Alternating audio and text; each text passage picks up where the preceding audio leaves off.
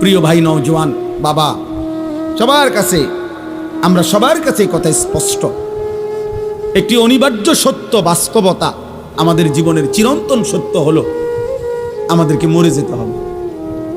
এই সত্যকে অস্বীকার করার, এই সত্যকে ভুলে যাওয়ার কোনো সুযোগ নেই। ভুলে গেলেও মরে যাবেন, মনে থাকলেও মরে যাবেন, হাসলেও মরে যাবেন, কাঁদলেও মরে যাবেন, দুঃখ বেদনায়ও মরে যাবেন, আনন্দ ফুর্তিতেও মরে যাবেন। কেউ থাকবে না। রাজপ্রাসাদের অট্টালিকাতে যে থাকে সেও মরে যাবে, জীর্ণ কুঠির কুড়ে ঘরে যে থাকে, দেখা উপরের দিকে তাকান, উপরে তারা গণেন, গণ ভাই, তারা গণ, গইনা জানাও কটা হয়েছে মোট, উপরে কি দেখো, এদিকে তাকাও ভাই। সময় গুনে গুনে বারবার আমি সময়ের দিকে তাকাচ্ছি, অনেক রাত হয়েছে, রাত 12টা পার হয়ে গেছে। সারা রাত চুক্তি ওয়াজ করলে ফজরের নামাজ পড়বে কখন? তাহলে এই জন্য বললাম, একটি অনিবার্য সত্য যে হাসি কিংবা কান্না, আনন্দ কিংবা বেদনা, আমাদেরকে মরে যেতে হবে, আমাদেরকে মৃত্যুবরণ করতে হবে। সমস্ত আউলিয়া, বুজুর্গ, পীর, মাশায়েখ তাসাউফ তাজকিয়ার যত মেহনত করে, আধ্যাত্মিকতার যত মেহনত করে, মানুষের অন্তর পরিশুদ্ধ করার যত মেহনত করে, তন্মধ্যে সব তরিকা, সব আউলিয়া বুজুর্গদের একটি সবক আছে মুরিদদের প্রতি। অনেকগুলো সবকের মধ্যে এটা একটা সবক, যে মৃত্যুর মুরাকাবা। এটা সব বুজুর্গদের একটা সবক, যে মাঝে মাঝে চোখটা বন্ধ করে কিছুক্ষণ মৃত্যুর কথা স্মরণ করা, মৌতের কথা স্মরণ করা, যে একদিন এই ব্যস্ততম এই জিন্দিগি আমার স্তব্ধ হয়ে যাবে। নবীজি সাল্লাল্লাহু আলাইহি সাল্লাম বলছে, আকসিরু যিকরা হাদিমিল লাযযাত, আমার উম্মত এই জিহ্বা যেটা আজকে তোমাকে হাজারো আইটেমের স্বাদ বলে দেয়, গরুর গোশতের আলাদা, খাসির গোশতের আলাদা, মুরগির গোশতের আলাদা, হরেক রকম মাছের স্বাদ আলাদা, একদিন সত্য সত্য এই জিহ্বা স্বাদ স্তব্ধ হয়ে যাবে। তোমার চোখের পলক, হাতের স্পন্দন, হৃদয়ের স্পন্দন সব ঠান্ডা হয়ে যাবে, স্তব্ধ হয়ে যাবে। সেই মৃত্যুকে বেশি বেশি স্মরণ করো, যে মৃত্যু তোমার জিহ্বার স্বাদ বন্ধ করে দিবে, যে মৃত্যু তোমার চোখের পলক নিভায়ে দিবে, যে মৃত্যু তোমার হৃদয়ের স্পন্দন স্তব্ধ করে দিবে। আল্লাহ নবী সাল্লাল্লাহু আলাইহি ওয়াসাল্লাম বলছেন।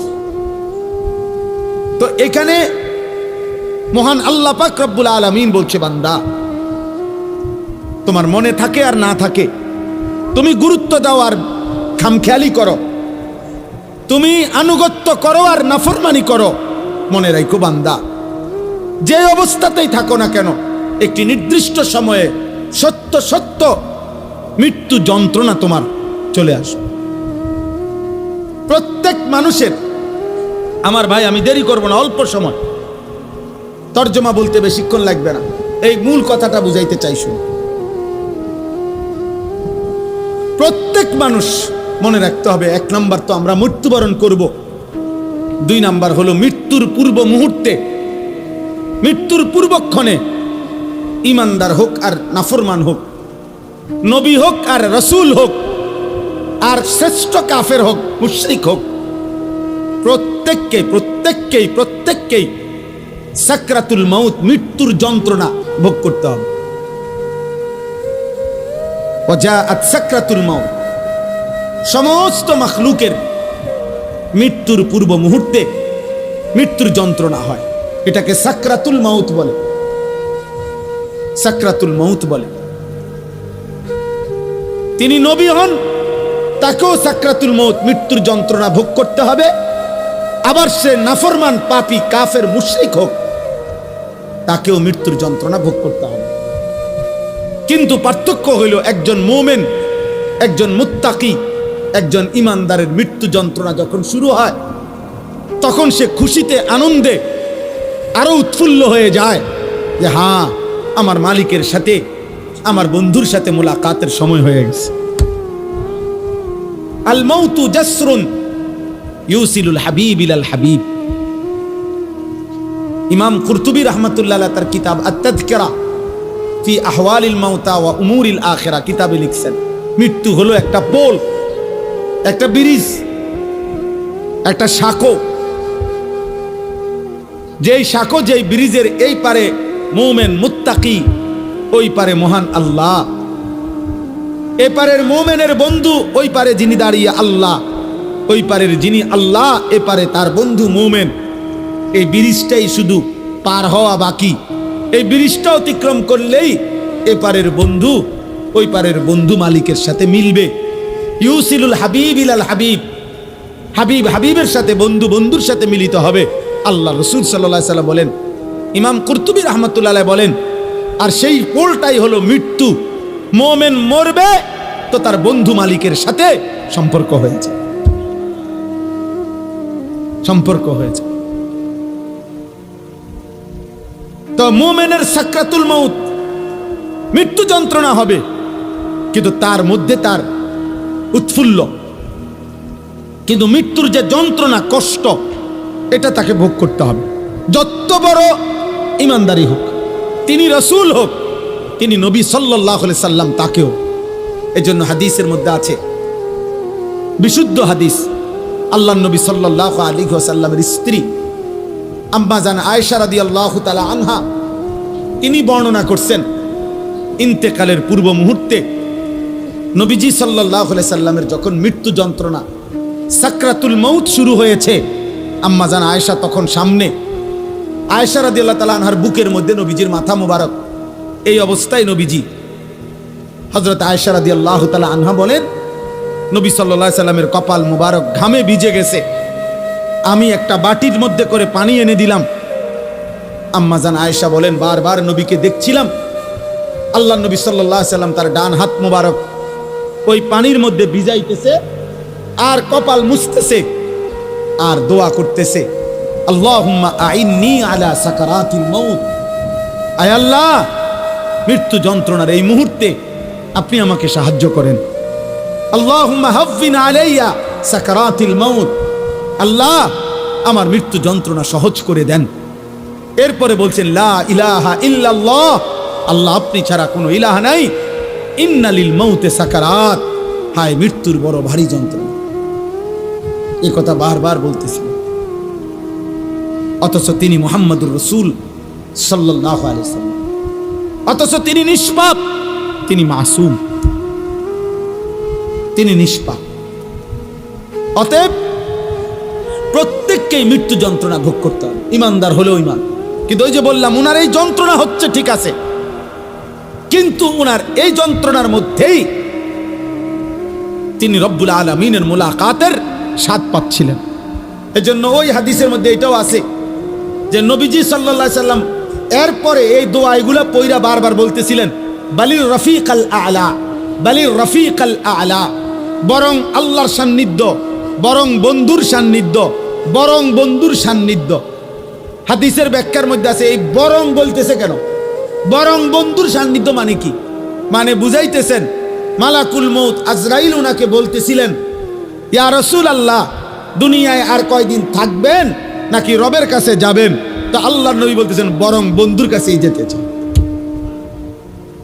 কষ্ট হোক, সাকরাতুল মাউত হোক, কিন্তু মুলাকাত চাই মালিকের, মুলাকাত চাই বন্ধুর। এই জন্য আমরা কিতাবে পড়ছি, হযরত ইব্রাহিম আলাইহিস সালাম, উনাকে মালাকুল মউত আজরাইল আসছে, আয়েশা বলছে, আপনার জান কবজ করতে চাই, আপনি অনুমতি দেন। হাদিসের মধ্যে আছে, প্রত্যেক নবীকে মৃত্যুর পূর্বে মালাকুল মউত জানায়, অনুমতি চায়। অনুমতি না নিয়ে কোনো নবীর জান কবজ করা হয় নাই। তো ইব্রাহিম আলাইহিস সালাম বললেন, আজরাইল, আমার একটা ছোট্ট প্রশ্ন আছে আল্লাহর কাছে, তুমি একটু জিগাইয়া আসো। যাও, তুমি জিগাও। তো আজরাইল মালাকুল মউত বলছে, আচ্ছা বলে।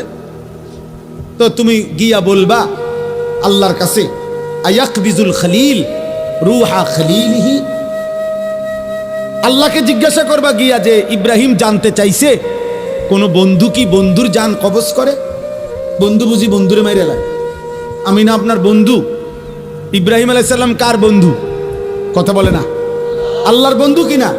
তো ইব্রাহিম আলাইহিস সালাম বলতেছে, যাও গিয়া জিগাও কি বন্ধু এটা, বন্ধু বন্ধুরে মারতে কয়? বন্ধু বুঝি বন্ধুর জান কবজ করে? সুবহানাল্লাহ। আল্লাহ তাআলা তখন বললেন, জিব্রাইল, আরে আজরাইল, মালাকুল মউত, তাহলে এক কাজ করো, তোমারে আমি আরেকটা প্রশ্ন করতেছি ইব্রাহিমকে বলার জন্য, তুমি হেঁটে গিয়া কও, যাও, আবার যাও। তো মালাকুল মউত এসে এবার ইব্রাহিম আলাইহিস সালামকে বললেন, আপনার কথার জবাবে আল্লাহ তাআলাও একটা প্রশ্ন করছেন, আপনি হেটার উত্তর দেন। তো বলছে কি? তো আল্লাহ তাআলা জানতে চাইছেন, আয়াকরাহুল খলিল লিকা খলিলিহি, বন্ধু কি তাহলে বন্ধুর মুলাকাত সাক্ষাৎ চায় না? বন্ধু কি বন্ধুর সাক্ষাৎ পছন্দ করে না? তাইলে ইব্রাহিম আলাইহিস সালাম বুঝছে, হায় হায়, এ তো মারা না, এ তো বন্ধুর মুলাকাত, এ তো মৃত্যু না রে, এ তো আমার সেই মালিকের মুলাকাত। পুরাটা জীবন আমি যার জন্য পরীক্ষা দিছি, যার জন্য আমি নমরুদের আগুনের কুণ্ডলিতে পড়লাম, যার জন্য আমার জীবনটা নবীদের মধ্যে সবচেয়ে বেশি অঞ্চল ছাড়ছে, হিজরত করছেন, এলাকা ছাড়ছে বেশি ইব্রাহিম আলাইহিস সালাম।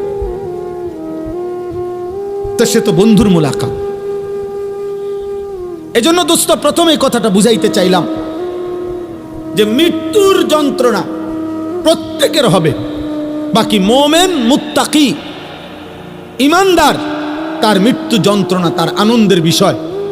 কষ্ট হচ্ছে ঠিক আছে, কিন্তু আনন্দ হচ্ছে যে আমার রবের মুলাকাত। এবার তার বিপরীতে দোস্ত, তার বিপরীতে সাকারাতুল মউত যদি কোনো নাফরমানের শুরু হয়, পাপী, তো তাফসীরের মধ্যে আছে প্রত্যেক মানুষকেই তো বললাম মৃত্যু যন্ত্রণা ভোগ করতে হবে। আজকে নওজোয়ান, এই তোমাদের কাছে আমার বিশেষ কথা এটা, একটু শুধু ইনসাফের সাথে শোনো, কষ্ট করছো ভাই। অনেক সদ্য ওলামারা বয়ান করছেন, তাফসীরের মধ্যে আছে এক টানা 900 বছর ধরে নেন কোন ব্যক্তি এই পৃথিবীতে হায়াত পাইছে, আর 900 বছর 950 বছর হায়াত পাওয়া এই পৃথিবীতে কারো উদাহরণ আসেনি? নাই। কে? নূহ আলাইহিস সালাম। কথা বলে না? তাহলে এই পৃথিবীতে 950 বছর বাঁচার উদাহরণ আছে কিনা? তো উদাহরণ তো আছে, আদম আলাইহিস সালাম। তাহলে এই জন্য বললাম, কেউ যদি 900 বছর একটানা পৃথিবীতে হায়াত পায়, দোস্ত মনোযোগ দিয়ে কথাটা শোনো, কিন্তু এই 900 বছর সে আল্লাহর নাফরমানি করছে, কিন্তু 1 সেকেন্ডের জন্য 900 বছরের দুনিয়ার হায়াতে কোনোদিন কোনো দুঃখ, কষ্ট, যন্ত্রণা, বেদনা পায় নাই, একটা সুইয়ের আঘাত লাগে নাই, একটা কাঁটার আঘাত লাগে নাই, সে হাসি খুশি আনন্দ ফুর্তি এই মৌজ করে এই জীবনটা চলছে। নাচ গান, নারী, ছবি, জিনা, ব্যভিচার, মদ, জুয়া, চুরি, ডাকাতি, সুদ, ঘুষ, বেহায়াপনা, বেলেল্লাপনা, যা মন চায় তাই করছে, কিন্তু কোনোদিন কষ্ট পায় নাই। ধরে নাও, মানে ধরে নিচ্ছি যে কোনোদিন এর কারণে সে দুনিয়ার হায়াতে কোনোদিন 1 সেকেন্ডের ব্যথা পায় নাই, কোনো কষ্ট হয় নাই। খোদার কসম, তাফসীরে লিখছে এই 900 বছরের নাফরমান জীবনে যে কোনোদিন কোনো দুঃখ দেখে নাই, মৃত্যুর যন্ত্রণা তার যখন শুরু হবে, সাকরাতুল মউত, আল্লাহর কসম বাপ, 1 সেকেন্ডের মৃত্যু যন্ত্রণা, খোদার কসম, এই ছেলেরা তারে 900 বছরের সুখ আর আনন্দ 1 সেকেন্ডে ভুলায় দেবে।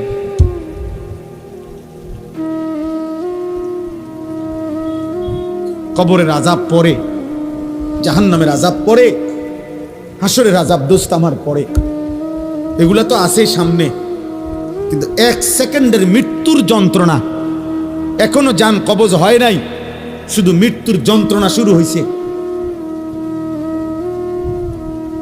নাফরমান 1 সেকেন্ডের মৃত্যু যন্ত্রণায় 1000 বছরের আনন্দ ভুলে যাবে, আর কোনোদিন মনে পড়বে না তার যে জীবনে সে কোনোদিন সুখ দেখছে কিনা। সুখ দেখেছে কিনা? কাল্লা ইজা বালাগাতিত তারাকি ওয়া কিলা মান রাক ওয়া যান্না আন্নাহুল ফিরাক ওয়ালতাফাতিস সাকু বিস-সাক ইলা রাব্বিকা ইয়াওমা ইদিনিল মাসাক। আল্লাহ বলেন নাফরমানের জান কবজের সময় মালাকুল মউত আজরাইল কলিজার থেকে তার রূহটা টান দিয়া ছিঁড়ে ফেলবে, আর ছিঁড়ে ফেললেই কণ্ঠনালীর কাছে আইসা তারাকি মানে কণ্ঠনালীতে আইসা বিদে যাবে, রূহটা আটকাইয়া যাবে। এরপরে খোদার কসম তাফসীরের মধ্যে লিখছে নাফরমানের জান রূহ মালাকুল মউত আজরাইল টাইনা হেসরাইয়া কোন কাবাব কোন শিকের মধ্যে যদি গোশত লাগানো থাকে সেখান থেকে যদি শেষ গোশতের অংশগুলো টাইনা টাইনা সিরা সিরা বাহির করে, কোন গরম কিছুর মধ্যে যদি তুলা লাগে তো তুলা যদি টাইনা টাইনা বের করে, কোন ব্যান্ডেজ থেকে যদি তুলা ছিঁড়ে ছিঁড়ে বের করে, আল্লাহর কসম নবী বলছে উম্মত মালাকুল মউত আজরাইল নাফরমানের রূহটা শরীর থেকে এইভাবে টাইনা টাইনা চিরা চিরা বাইর করবে। ফালাউলা ইযা বালাগাতিল হুলকুম ওয়া আনতুম হিনাইযিন তানজুরুন ওয়া নাহনু আকরাবু ইলাইহি মিনকুম ওয়ালাকিন লা তুবসিরুন ফালাউলা ইন কুনতুম গায়রা মাদিনিন তারজিউনাহা ইন কুনতুম সাদিকিন। আল্লাহ বলে নাফরমানের কণ্ঠনালীতে যখন তার রূহটা আইসা আটকাইয়া যাবে, চারিপাশের আত্মীয় স্বজন তখন দেখতে থাকবে। আল্লাহ বলেন আমিও তো দেখতেছি, আমিও তো সামনেই আছি।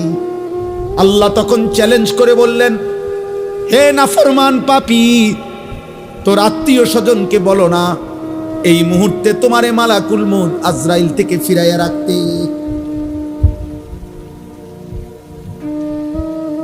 অতএব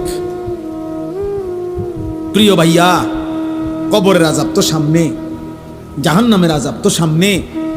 এক সেকেন্ডের মৃত্যু যন্ত্রণাও তো তুমি সহ্য করতে পারতা না।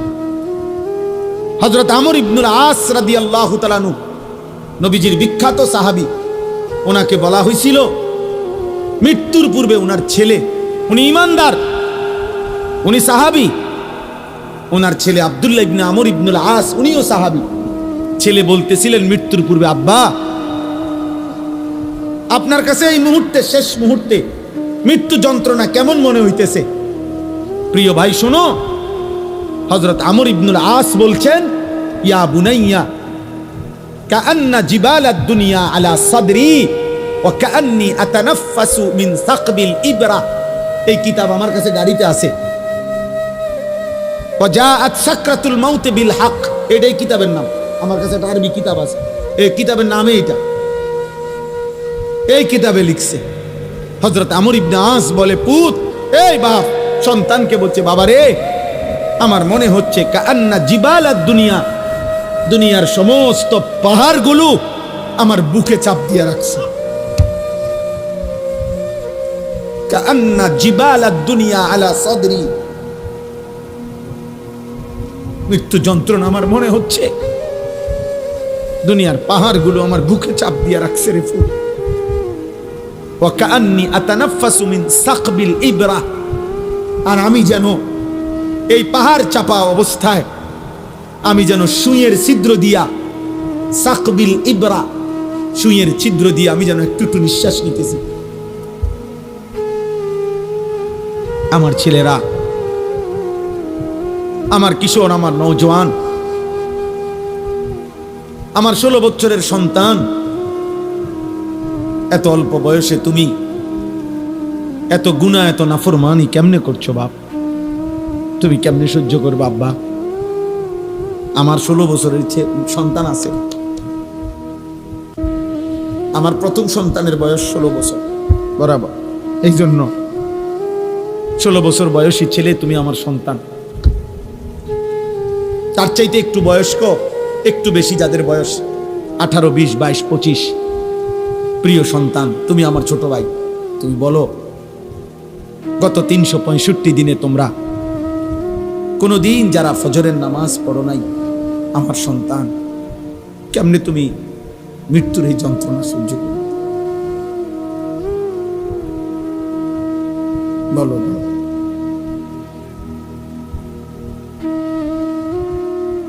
আহা, হ্যাঁ, সারা রাত যারা মোবাইলে নারী দেখো, ছবি দেখো, উলঙ্গ দৃশ্য দেখো,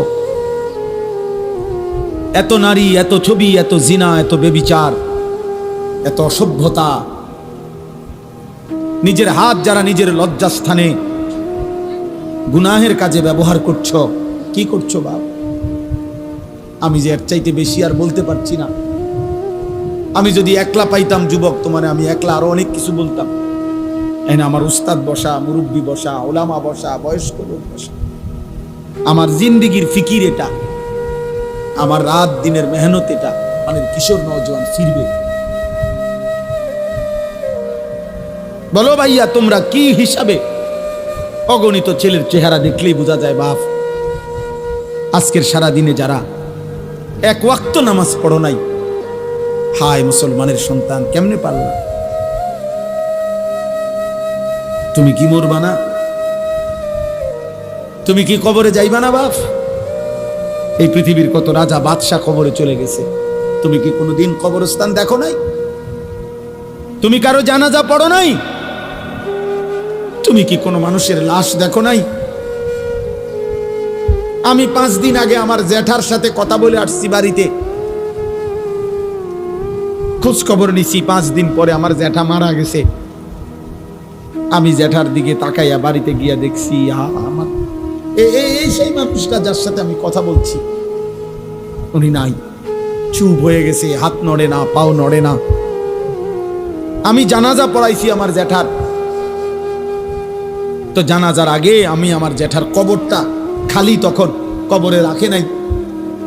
আমি কবরের দিকে তাকাইয়া অনেকক্ষণ, 8-10 মিনিট হইব, আমার বাবার কবরের পাশে আমার জ্যাঠার কবর। আমার আব্বা আগে ইন্তেকাল করছে।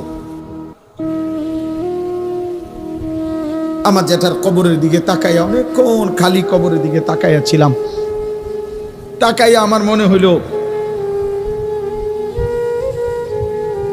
কবর যেন আমারে ডাক দিয়ে বলছে, আনিস, আমার কাছ থেকে 1 মুঠ মাটি দিছিলাম আমি তোমার জ্যাঠারে বানাইবার জন্য, আজ আমার মাটি আমি ফেরত নিলাম। ওয়াফিহা নুঈদুকা। নওজোয়ান, তোমার মাটি মাটির কাছে ফেরত চলে যাবে। তুমি মাটি ছাড়া আর কিছু না। তোমার এই চোখ, নাক, কান, হাত, পাও, হ্যাঁ, এটা চোখ, নাক, কান, মাটি, ওই মাটির টুকরা। ওয়ালাকাদ খালাকনাল ইনসানা মিন সুলালাতিন মিন তিন।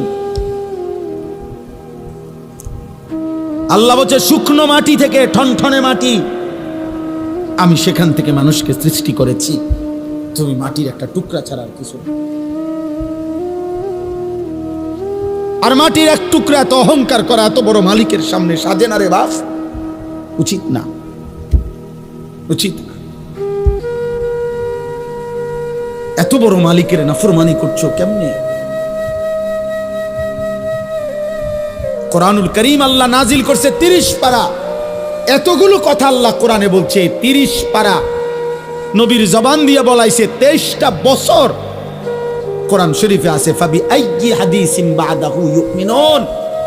আল্লাহ বলছে, বান্দা বল না রে, আমি আর কেমনে বললে, আর কোন কথা বললে, আর কতবার বললে বান্দা তুমি আমার কথা মেনে নিতা? এই নাফরমান, এই বেনামাজি, দাঁড়া, এখন দাঁড়া। ফজরের নামাজ পড়ো না যারা, গত 1 বছর ধরে হাইওয়ান মুসলমানের বাচ্চা এত নিকৃষ্ট হয়? তোর কোনো মা নাই, তোর কোনো বাপ নাই বেটা, তোর কোনো আল্লাহ নাই, তোর কোনো নবী নাই, তোর কোনো ধর্ম নাই। নাফরমান। জীবন মানে হুদা ভাত, জিন্দিগি মানে শুধু ভাত, জীবন মানে শুধু ঘুম, জীবন মানে শুধু পেশাব পায়খানা, জীবন মানে শুধু লজ্জাস্থানের চাহিদা পূরণ, এগুলো তো কুত্তারও পূরণ হয়। এই নাফরমান, খানা তো কুত্তাও খায়, ঘুম তো কুত্তাও যায়, পেশাব পায়খানা তো কুত্তারও হয়, লজ্জাস্থানের চাহিদা তো কুকুরও পূরণ করে। কুকুরের বাচ্চা হয় না? কথা বলে না? কুত্তার বাচ্চা হয়নি তো কুকুরের বাচ্চা হয়, মানেই তো তার চাহিদা পূরণ না হইলে বাচ্চা হয় কেমনে? তো তুমি এটা কি ভাবছো বাপ? এক ওয়াক্ত নামাজও পড়তা না, কেমনে বাঁচবা? ফাকাইফা তাত্তাকুনা ইন কাফারতুম ইয়াওমান ইয়াজালুল বিলদানা শিবা। আল্লাহ বলে, বান্দারে আমার, কেমনে রে বান্দা এত নাফরমানি করছো? আল্লাহ বলে, সেদিন হাসরের দিন আমার বান্দা কেমনে রে বাঁচবা বান্দা? এত নাফরমানি, এত মিথ্যা, এত চুরি, এত জিনা। এক মোমেন মুসলমান দাবি করে 30 বছর ধরে সুদ খাও। মুসলমান বুঝি 30 বছর সুদ খায়? মুসলমান কেমনে 30 বছর নাচ গান দেখে? মুসলমানের মা, মুসলমানের বোন কেমনে 20 বছর ধরে বেপর্দা? মুসলমানের ঘরে কেমনে প্রত্যেক দিন নাটক, সিনেমা, নর্তকীর ছবি চলে, নাটক সিনেমা চলে। আল্লাহ বলেন, আমার বান্দা এই যে দিন রাত নাফরমানি করছো, ফাকাইফা তাত্তাকুন, ওই হাসরের দিন কেমনে বাঁচবা বান্দা? যেই দিনের একদিনেই দুঃখ, কষ্ট আর পেরেশানি আর যন্ত্রণায় একদিনেই দুধের বাচ্চা, কোলের বাচ্চা বুড়া হয়ে যাবে। ইয়াউমান ইয়াজালুল বিলদানা শিবা। একদিনে ইয়াউমান, কয়দিনে? একদিনে বাচ্চা বুড়া হয়ে যাবে, একদিনেই কালো চুল সাদা হয়ে যাবে।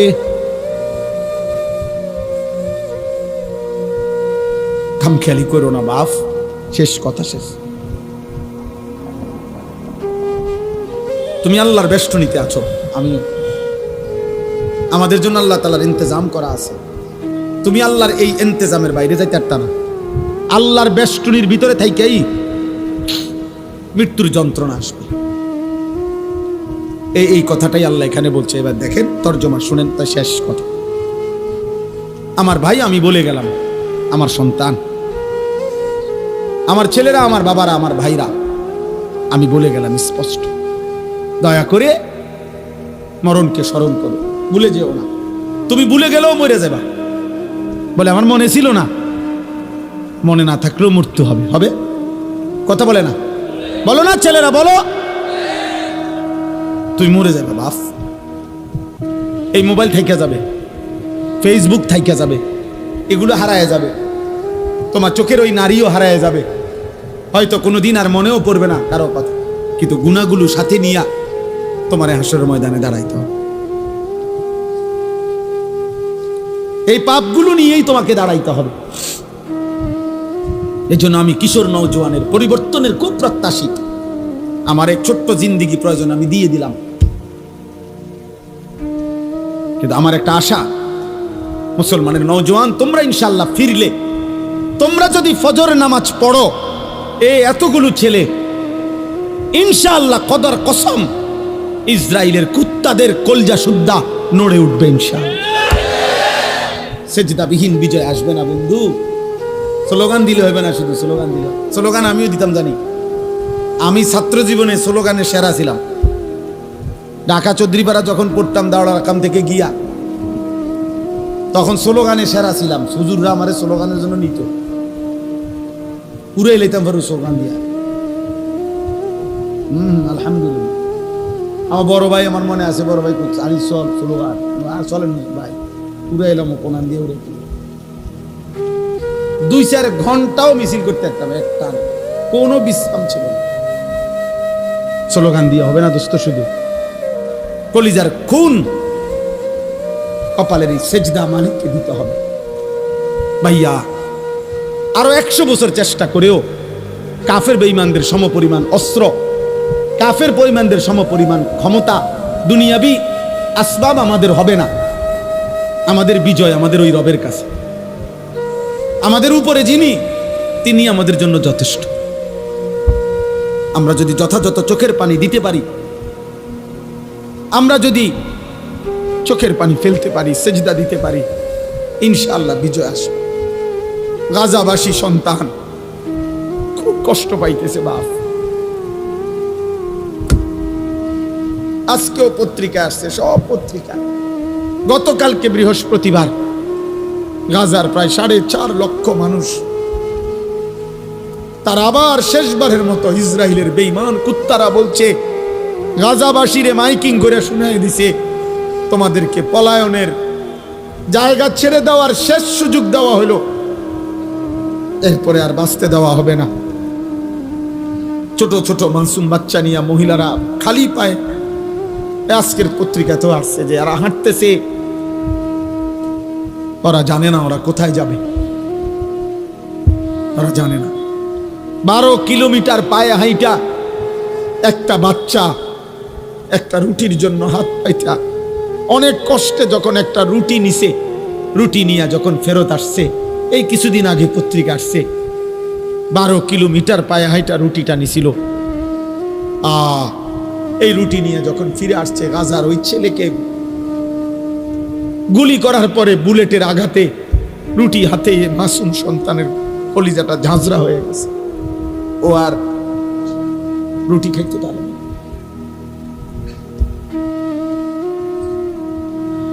আর তোমরা নারী দেখো, ছবি দেখো, তোমরা আর সেজদা দিও না, তোমরা উলঙ্গ দৃশ্যই দেখো। তোমাদের আর মোবাইলের নেশাই গেল না, তোমাদের চুলের ফ্যাশনই শেষ হলো না, তোমরা তোমাদের বন্ধুদের আড্ডাই শেষ। তোমরা মনে করছো ইবলিস শয়তান তোমাকে বলছে তোমাদের বিপদ হবে না। বিপদ শুধু ফিলিস্তিনের, বিপদ শুধু রোহিঙ্গাদের, আমগো কিচ্ছু হইতো না। আমরা সবাই জোনায়েত বাগদাদি, আমরা বাইজিদ বুঝতে। আমাদের মানচিত্রে উলামায়ে কেরামকেও বলি, আমাদের মানচিত্র বাংলাদেশের আরেকবার তাকাই দেখেন, আজকে দেখেন আমাদের মানচিত্রে পার্বত্য চট্টগ্রাম সহ কক্সবাজারের এই সাইড, এটা আলগা এরকম। এটা যদি এমনি একটা কেচি দিয়া শুধু কাটে, এটা এমনি ফরে যাবে।